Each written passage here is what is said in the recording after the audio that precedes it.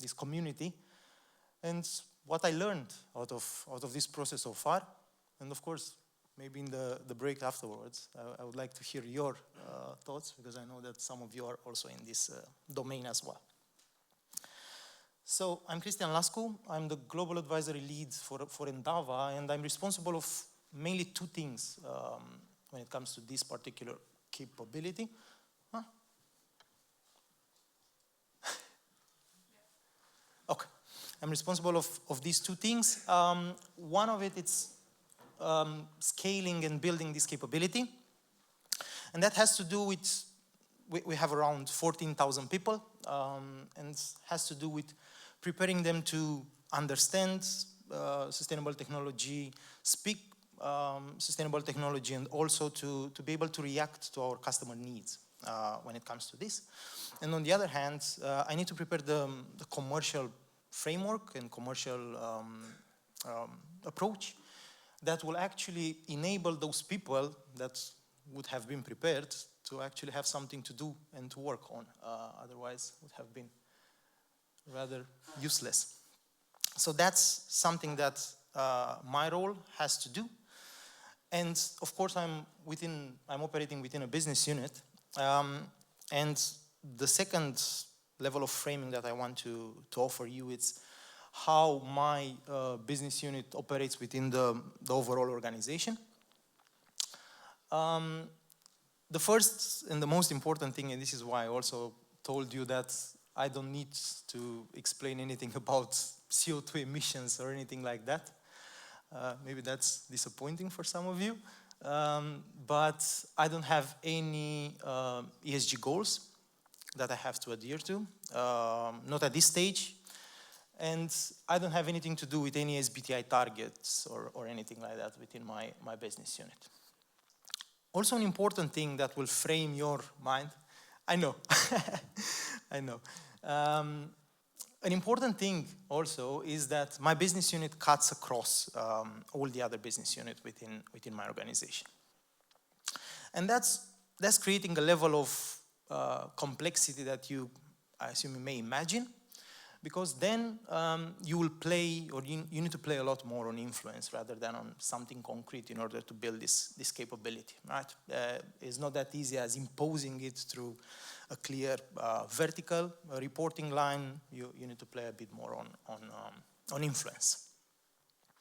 Then, we only have one KPI that is imposed by our group level, which is to adhere to some budget that we are assigned. But of course, in order to build a capability, it's a lot more complex. It's about people, it's about maybe revenue that you bring, what type of new technologies, innovations that you may bring to the table. So then we have few other self-defined KPIs that I will actually detail to you in a few of the other slides. An important thing that also creates another layer of complexity, it's an open market model.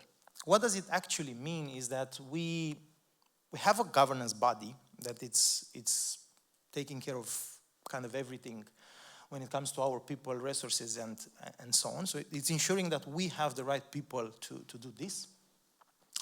But everything comes at a cost.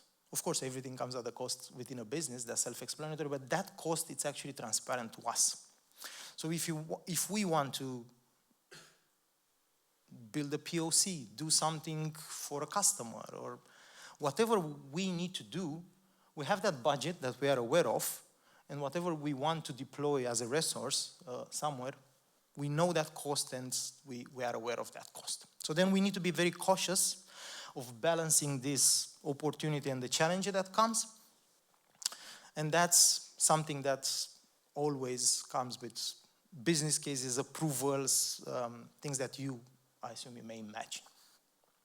So in this frame about, let's say, my role and my business unit, I've seen that there are, of course, some challenges. Some of them I kind of hinted toward here, but there are few that maybe are a bit more, let's say, abstract. The first and the most difficult one to manage in this type of situation is the first one, which is the supply waiting for the demand. Is this chicken and egg problem? For the following reason. We have a competency. Normally the competencies for us stays in the so-called delivery locations. And are those 14,000 or so employees that I was mentioning earlier on. And then on the other hand, we have our commercial organization. The commercial organization would be enticed to propose to clients green software or sustainable technology if they have people to deliver that projects or pool of projects with. On the other hand, the people would like to engage with this type of new technologies if they would have projects to work on. And then it normally starts the chicken and egg challenge. The second one is this high opportunity cost. Having this open market principle, that means that everything that we do or deploy here comes with a rather high cost. It's almost market level cost. It's normally in, let's say, the management of such organizations, but it's kind of becoming difficult to operate at some point. And then we have this third point, which on itself can be a killer. We have loose executive sponsorships. What it means for us is that we are within our CTO office.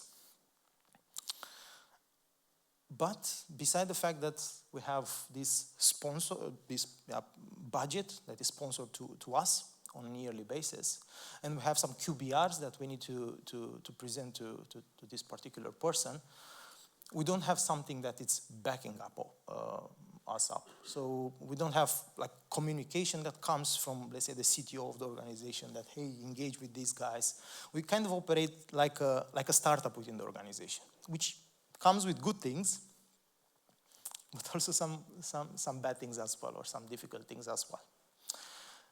The main difficulty here is converting value into tangible outcomes. And actually we talked about in the break with at least some of you, and I think Wilco also may have this challenge during his presentation as well, is whenever you try to sell sustainable technology, the main problem is that you cannot rely on pure CO2 emission. You cannot rely on this one because people either don't have references for what that does it mean, or if they have reference, they may not care, simply. And then you need to have some sort of other leverage points for this to happen effectively. So those are at least the key challenges. Of course, you may have others in mind as well. But yeah, as key challenges stands, those are the ones that we identified. And of course, not everything is that bleak, as you may imagine, and we came proactive to solve some of them. The first one, and actually we have three proactive solutions around this. The first one is to come with some sort of mission statement that is not abstract. I see a lot of mission statements that are saying something like, we want to provide green IT solutions for a better world, or something like that. That doesn't say anything about what you try to do, how you help the customer, through which means you are doing this one. So then we personally, we've created these two type of mission statements. One is for our customer, which basically states the fact that we are doing this sustainable technology through a certain mean, which is through data-driven, to a data-driven approach. And that helps particularly the customer to meet their ESG goals, reduce their emissions, create sustainable products, and ultimately save money, which is always the case when I'm trying to have this capability solved, both internally as well as externally. And then for my team, it's also important for them to understand what are the rules of the game for them to play. So in order for that to happen, they need to ensure that everything we build is built sustainably. That helps, of course, to minimize the carbon and optimize everything that we do, and ultimately saving money. It's the same type of mantra, I would say here, but through those type of mission statements, at least we are opening the door more easily. So that's the first proactive solution that we do to those challenges. The second one, I was telling you about the fact that we have only one group KPI that is defined to us. But all those KPIs are actually important, and I see some of my colleagues that are afraid of KPIs. They're afraid because they may think that, okay, if I don't manage that KPI in this financial year, something bad will happen.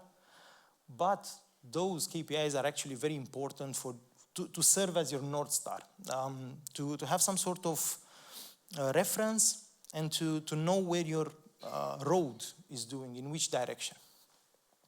And besides this operational adherence, which is the last on the right bottom corner, which is imposed by the group, all the other three, which has to do with either competency building, community traction, revenue, those are self-imposed. And we are tracking this one on a bi-weekly level now, and it's rather helping us, because you may imagine that cutting across those other business units is very difficult to not lose focus when you are doing this. So the main factor here is the one that I was outlining at the bottom, which is the psychological value. Whenever you see that your numbers are growing, even though if objectively maybe they haven't grown to the extent that you may have expected, at least it shows some positive trend. So then it becomes rewarding for you and your team to continue doing what you're doing. And last, at least proactive item around this one, is to try to convert this value, or to have this value converted. And for this one, we actually build, once again, two sides of the coin. One is us internally, which is this very slide, and how we position ourselves around, let's say, building this competency and building this type of technology. And everything for us, it's about future-proofing the business and improving today's performance of a business. Of course, this matters because sustainability now, mainly since, let's say, November, I guess, was the time in which Trump came. I guess it was November.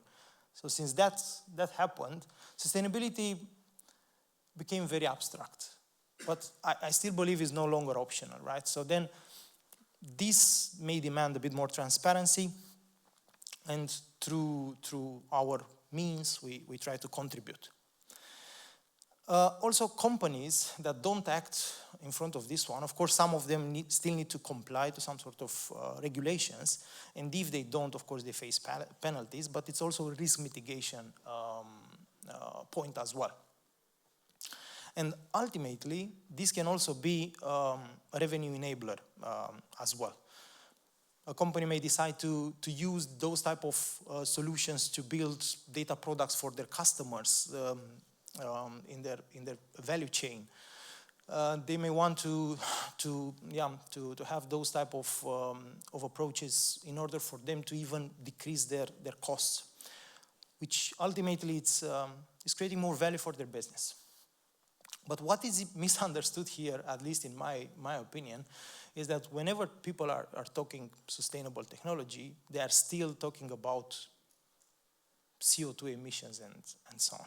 And this is, once again, hard to digest for most of the stakeholders in this game. What I like to talk about is operational excellence, resilience, and innovation.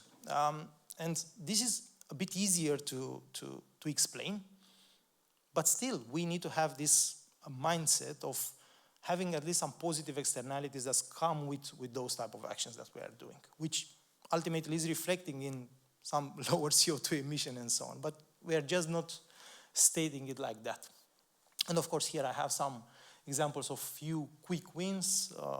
Wilco, I guess you are already in the first point there with your presentation.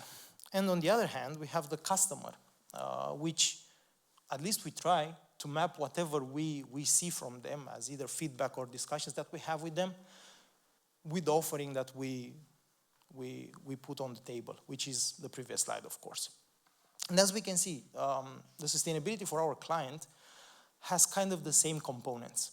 Like efficiency, they are looking at cost savings, they are looking to build new products around their capability. They look a lot at the data, because most of them have skewed data within their organization. So this is also some value that they see in bringing all the data together that can serve in better reporting, easier reporting, but also to build those products more downstream. And then they look at business opportunities, which here most of the time it's a very abstract thing for our customer.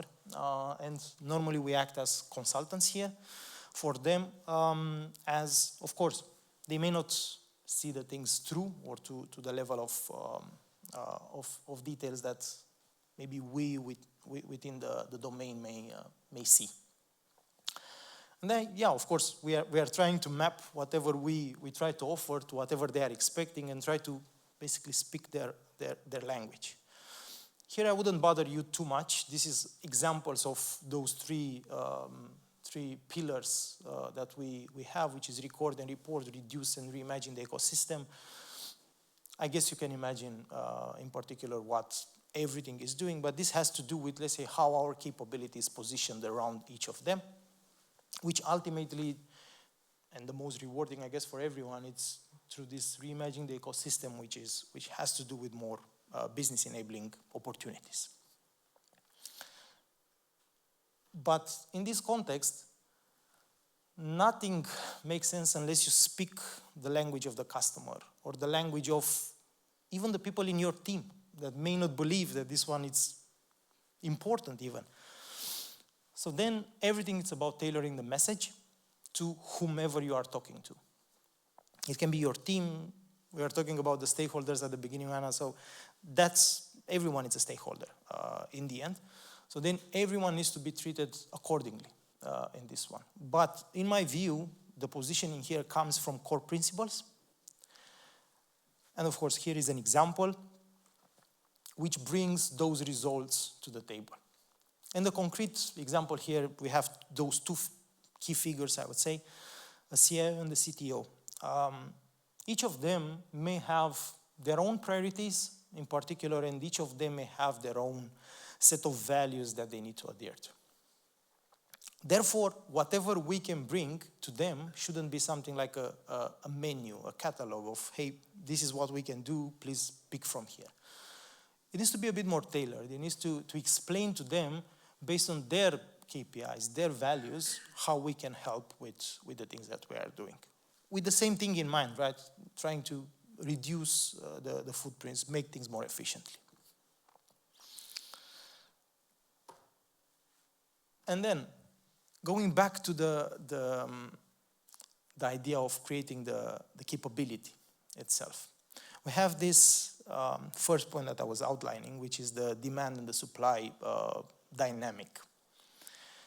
What I found is that it's very hard to go all in on either of the sides. The reason being is that if you build very well the capability, you may not have the projects, so then you may face some attrition issues. If you go full speed on the commercial side, it's a big risk on the business credibility that you may not be able to deliver whatever you want to do.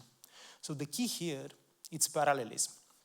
But even this one needs to happen with some sort of core principles in mind, right? The first principle is start with whatever you already have. That means that you may have some engineers already in place. You may have already some development, DevOps teams. That can be your starting point. And that can be a good starting point to just say, rename some of the things that you are doing. Use some DevOps principles, the framework that Wilco was telling.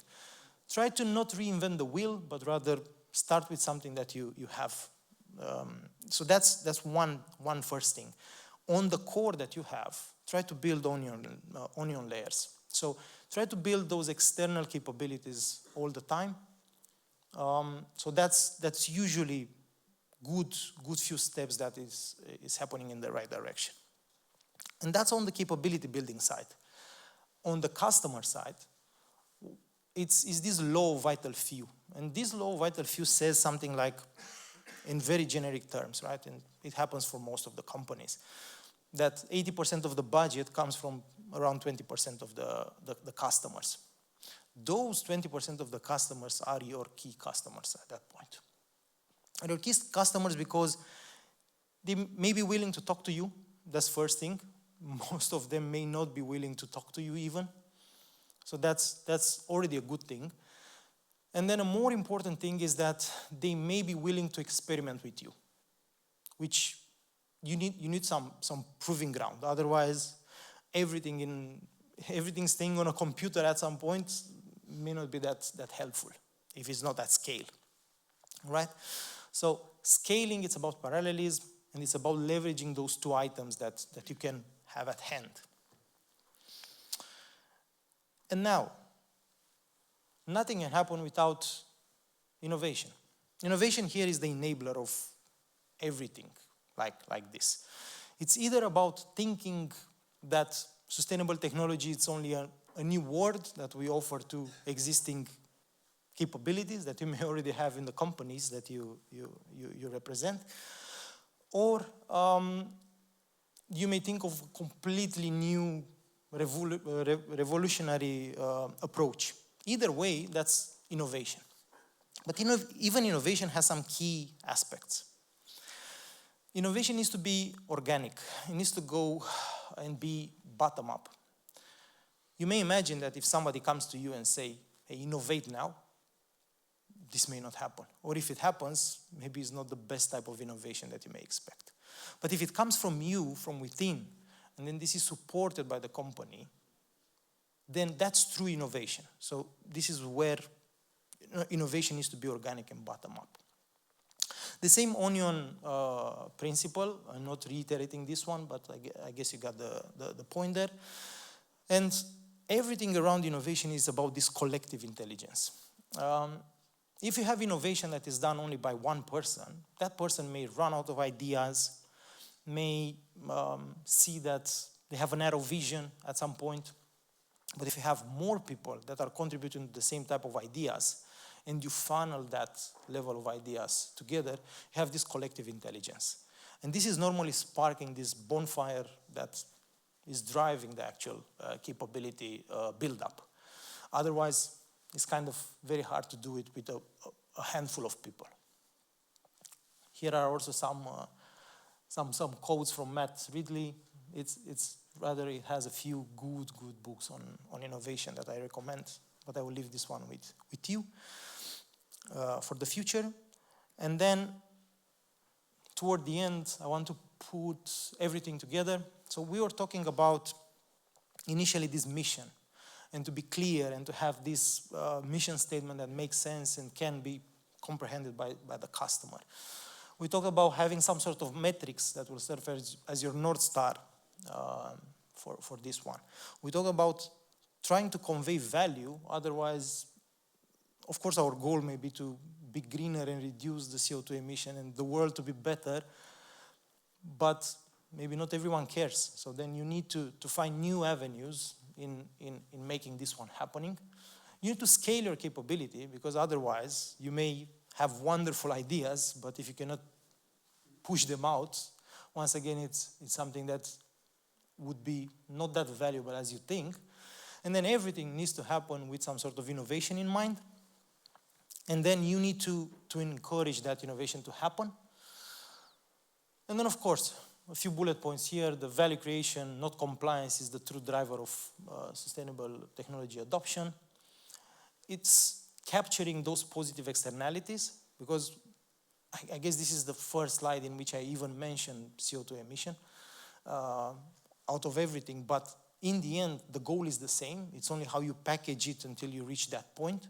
So those are the positive externalities that you can capture. And those, in my opinion, it should be a byproduct of whatever you are doing, so that at least you reach your goal. Otherwise, it's kind of hard. You can test everything through some sort of trusted clients. If you have an internal team that delivers for internal projects, you may have your trusted stakeholders as well. So that's also somebody that you can find alliances with, and you can do this one with them. And more importantly, encourage your people to innovate, because whatever you may have as an idea, maybe somebody else has a better idea. So then why not putting everything together rather than you thinking that you have the secret sauce of everything. So yeah, that's kind of, in a nutshell, everything that I wanted to share with you. And then questions, if anyone has any. Thank you.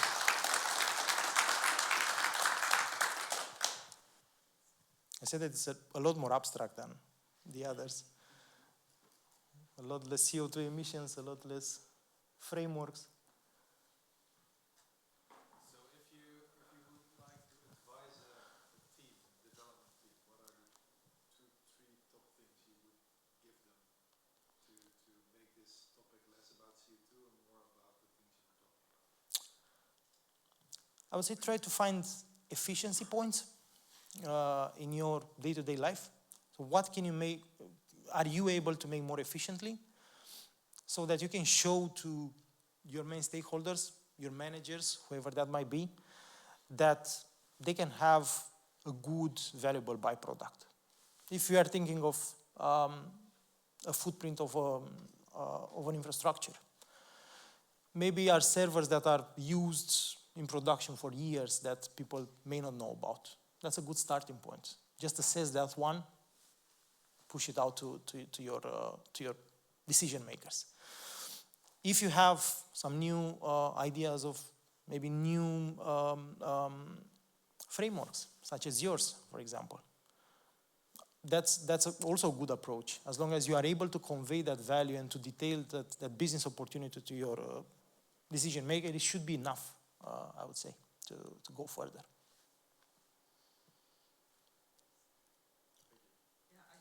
Please. Donald Trump, right? I mentioned. We have a small ESG reporting tool for small and medium-sized enterprises on the market, and it was ready last year, November. So then after Christmas, you launch it, and after Christmas you come back, the guy is appointed as president, and it looks like particularly smaller companies, they think, oh, this is over, or even the CSRD framework sort of collapsed in Brussels, right? EU said, oh, it's too complicated for most companies. Maybe ASML can handle this. They have a special director for it. But if I'm a bakery, in I have a shop in my town. It's better that everything is gone. It's too bureaucratic and too expensive. So, what do you recommend us to do to convince people? Because it is, I feel that sustainability is here to stay. We cannot afford to run away from this topic. So eventually, the smaller companies, if they don't do something, they will, in the long run, I think, pay the price. Any advice? Yeah, but I think I would like first to challenge the idea of your small shop in your town, just by the fact that you need to have some sort of channeling your forces somehow. And if we are chasing, or if you are chasing that small shop, maybe the overall impact that you can bring is not the most incredible one. Of course, ideally, everyone should contribute, right? But I assume going to a business that has 100,000 employees and chase that business through the regulation or proactive reach, that yields a better result. So that's something that I would do. So I would personally, in the case of your product, I would identify those possible customers that either are lagging behind this curve, because they're still required to report. It's only the fact that maybe it's a bit postponed, or is not clear necessarily in which type of framework they need to do it and by when. But yeah, I would still chase those. And there are also those people that still struggle mainly in the scope 3 side, that I see that they still have a lot of abstract work to do. So that can be something that you can pivot your product a bit, so that can happen. But yeah, I wouldn't chase the small player. Yeah. Please. It's one small danger, I think, with frameworks like this. It pushes us into thinking in the linear mode, I would say. Of course. Let's give one example. For example, we are in this room, and let's say for lowering, improving green energy and all of that, we turn off the air exchange, right? But then, with that, ironically, we increase the CO2, which by research shows that it affects our cognitive abilities, let's say by 20%. So it lowers, let's say, our capacity to think strategically. So what about non-linearities? Now, of course, this is an overly simplified. First of all, I didn't knew who will be in the room. So, no worries, it's not about your no, but trying to frame it, of course, not everything is that easy as it's maybe in 12 slides that I put together this morning, right? So, what I wanted to try at least to say here is that you need to find means in which the CO2 emission needs to be a byproduct. And of course, you need to be smart about it. If you realize that this can be something that will affect your cognitive whatever capability, then I would say the first thing is maybe find other avenues to reduce that CO2 emission rather than closing this air conditioning. That's my advice, I would say, in this type of example. But, I mean, ultimately, no, nothing is linear. Not even Wilco's example. Not even that is linear. Of course, you can draw a line through those spikes that he showed, but in the end, it's a modular thing. It's like a function, right? So, yeah, overly simplifying things is good because then it brings more people to the discussion. But then how you do this one is still a very complex topic. I mean, I'm not trying to pretend here that it's, yeah, you do this, you do that, and then magic, you have solutions. I don't want to be. The topic is also, I write articles also about this kind of stuff, that you not only look at the energy efficiency, because that we can most of the time over-focus on that, but you also look at the chain. So if you improve something, what is the reaction then on the chain? What is then the end result? And we should not forget that. Okay, that's it. I guess I'm -2 minutes, it says here. So thank you so much, everyone. I appreciate it.